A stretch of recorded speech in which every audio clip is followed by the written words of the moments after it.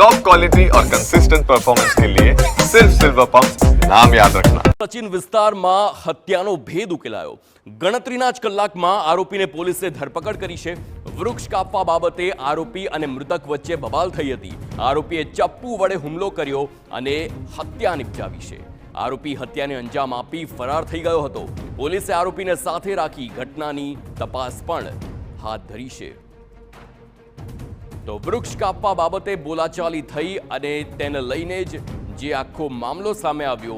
એક જ દિવસમાં આખી ઘટના છે જે સામે આવી છે। સુરતના સચિન વિસ્તારમાં હત્યાનો ભેદ ઉકેલાયો છે। ગણતરીના જ કલાકોમાં આરોપીની પોલીસે ધરપકડ કરી। વૃક્ષ કાપવા બાબતે આરોપી અને મૃતક વચ્ચે બબાલ થઈ હતી।